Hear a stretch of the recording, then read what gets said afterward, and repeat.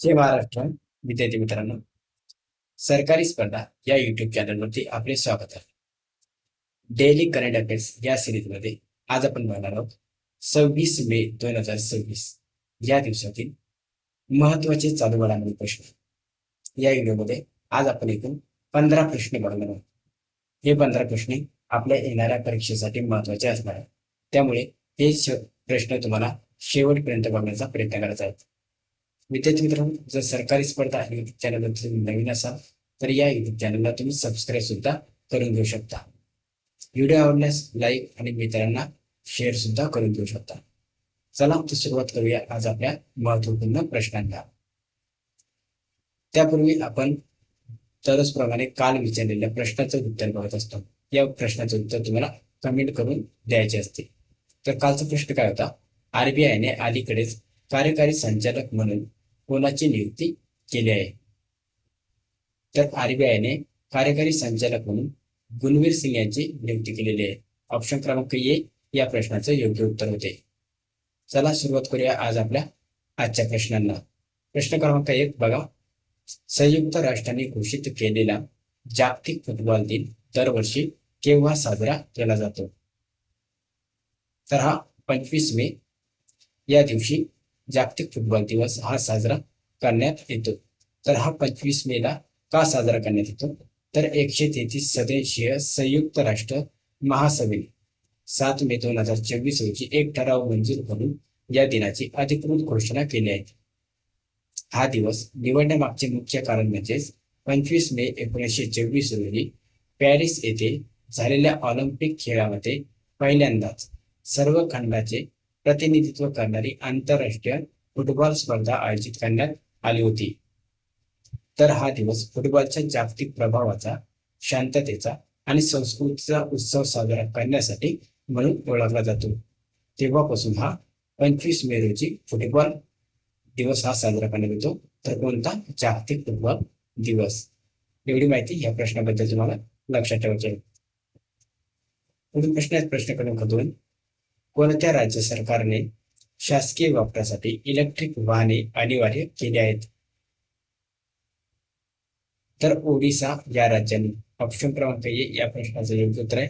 तर ओडिशा राज्याने सरकारने शासकीय वापरासाठी इलेक्ट्रिक वाहने अनिवार्य केले आहेत. तर ओडिशाबद्दल आपण थोडक्यात माहिती बघून आहोत.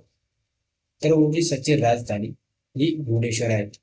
मुख्यमंत्री मोहन चरण मांझी, राज्यपाल डॉक्टर हरिबाबू कंभमपती आणि ओडिशाची मुख्य भाषा ओडिया. तर हे आहेत मुख्यमंत्री मोहन चरण मांझी.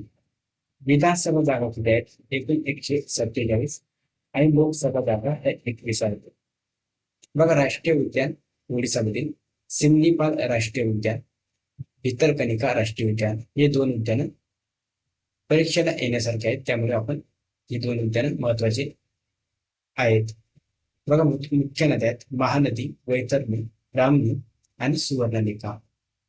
प्रमुख मंदिर ओडिशामधील पुरी येथील जगन्नाथ मंदिर, कोणार्क येथील सूर्य मंदिर आणि भुवनेश्वर येथील लिंगराज मंदिर हे प्रमुख मंदिर आहेत ओडिशा या राज्यामध्ये. हे एवढी माहिती ओडिशा राज्याबद्दल महत्वाचे आहेत.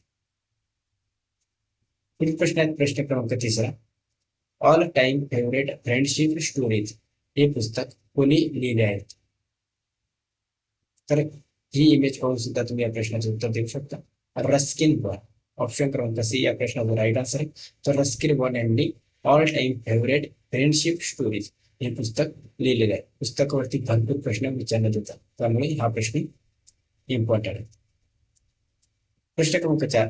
संरक्षण मंत्री राजनाथ सिंह यांनी तोफगोळी बनवणाऱ्या कारखान्याचे उद्घाटन कोठे केले?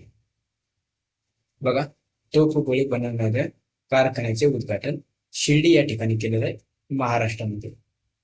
ऑप्शन क्रमांक बी या प्रश्नाचं राईट आन्सर आहे. तर स्थान कुठे आहे? सावली विहीर शिर्डी, अहिल्यानगर जिल्हा, महाराष्ट्रामध्ये.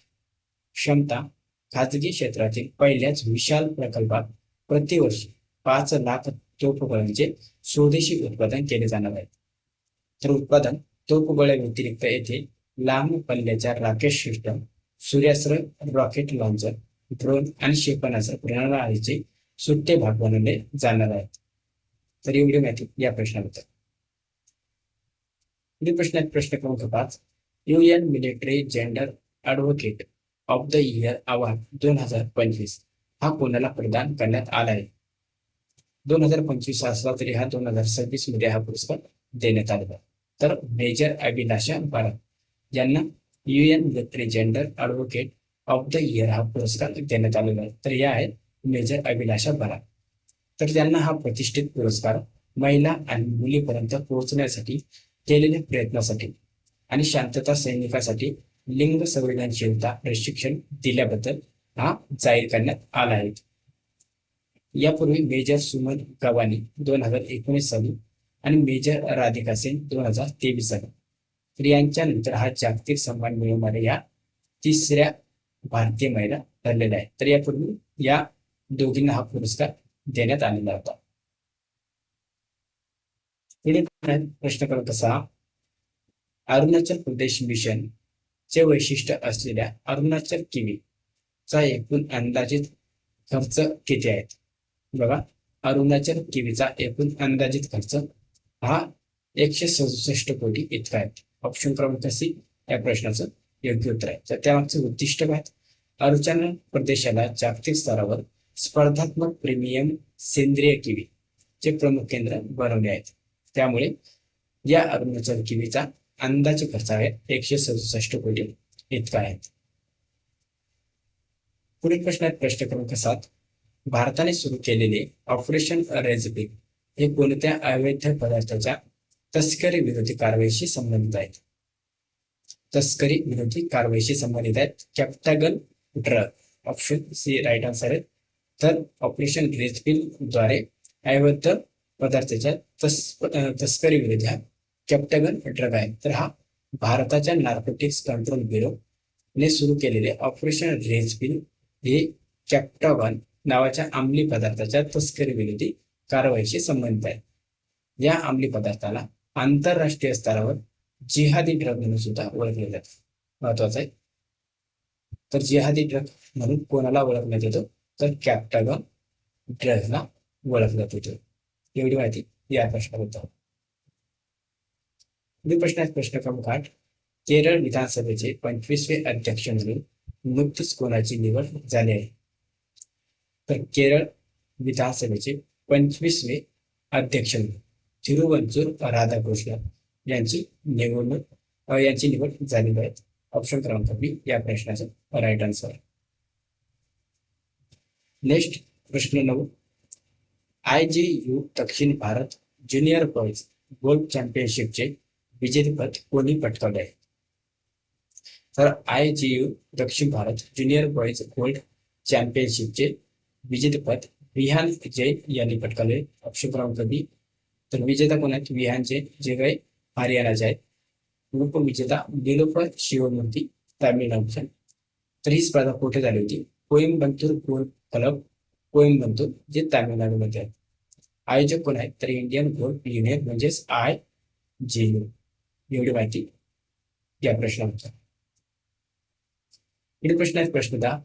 नमुना नोंदणी प्रणाली SRS बुलेटिन 2024 नुसार 12 राज्यांपैकी कोणत्या राज्यात बालमृत्यू दर IMR हा सर्वात कमी आहे? बघा, कोणत्या राज्यामध्ये बालमृत्यू दर हा सर्वात कमी नोंदवला गेला आहे? तर केरळ या राज्यामध्ये. ऑप्शन क्रमांक बी. तर केरळ राज्यामध्ये बालमृत्यू दर हा सर्वात कमी नोंदवला आहे. तर राष्ट्रीय सरासरी काय आहे? तर भारताचा सरासरी बालमृत्यू हा 1000 मागे 24 बालके हा मृत्यू पावलेले आहेत. बालमृत्यू झालेले आहेत. किती मागे? तर 1000. जिवंत जन्म मागे 24 आहेत. महत्वाची माहिती. नेक्स्ट क्वेश्चन आहे क्वेश्चन क्रमांक 11. मेट्रो मंडे हा उपक्रम अलीकडेच कुठे सुरू करण्यात आला आहे? तर मेट्रो मंडे हा दिल्ली या ठिकाणी सुरू करण्यात आलेला आहे. मेरा योगदान या मोहिमेअंतर्गत दिल्लीच्या मुख्यमंत्री रेखा गुप्ता यांनी या उपक्रमाची सुरुवात केलेली आहे. तर आपण परीक्षेमध्ये दिल्लीचे मुख्यमंत्री सुद्धा विचारले जाऊ शकतात. तर दिल्लीचे मुख्यमंत्री कोण आहेत? रेखा गुप्ता. लक्षात ठेवायचे आहेत. पुढील प्रश्न क्रमांक 12. कोणत्या भारतीय धावपटूने 100 मीटर शर्यत 10.09 सेकंदात पूर्ण करून नवीन राष्ट्रीय विक्रम प्रस्थापित केला आहे? तर कोणत्या भारतीय धावपटूने? तर गुरिंदरवीर सिंग यांनी हा जो काही विक्रम आहे 10.09 सेकंदात हा जो विक्रम आहे हा प्रस्थापित केलेला आहे.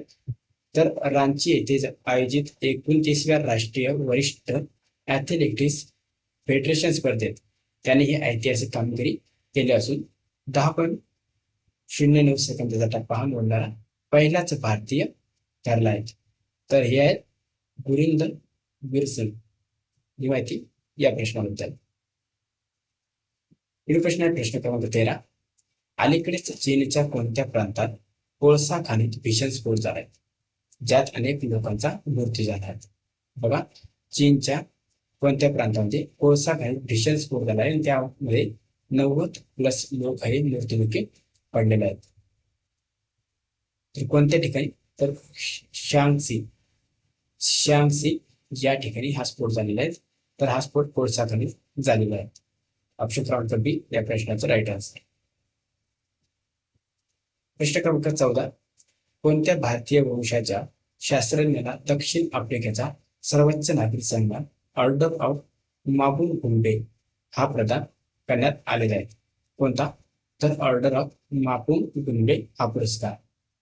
तर प्रोफेसर कीर्तन धेडा यांना सुद्धा हा पुरस्कार देण्यात आलेला आहे आणि प्रोफेसर सलीम अब्दुल करीम यांना सुद्धा हा पुरस्कार देण्यात आलेला आहे. त्यामुळे या प्रश्नाचं योग्य उत्तर ऑप्शन क्रमांक डी, ए आणि बी दोन्ही.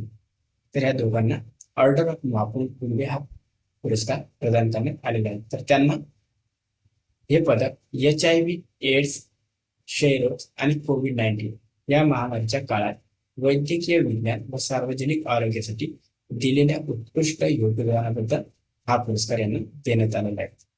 एवढी माहिती या प्रश्नाबद्दल. प्रश्न क्रमांक 15 आजच्या व्हिडिओमधला आपला शेवटचा प्रश्न आहे.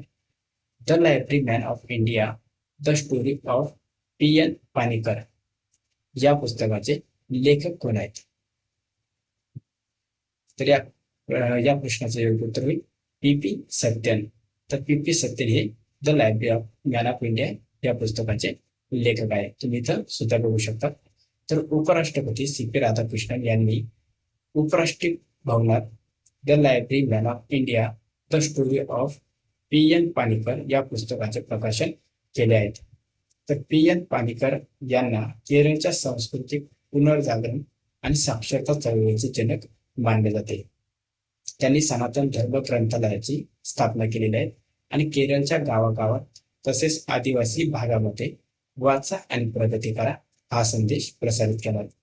त्यामुळे या प्रश्नाचं राईट आन्सर आपण ऑप्शन क्रमांक सी PP सत्यन. विद्यार्थी मित्रांनो, हे होते आज आपले एकूण 15 प्रश्न. तुम्हाला आवडले असेल तर व्हिडिओला नक्की लाईक करा. आजचा प्रश्न आहे तुमच्यासाठी आणि प्रश्नाचं उत्तर तुम्हाला कमेंट करून सांगायचे आहे.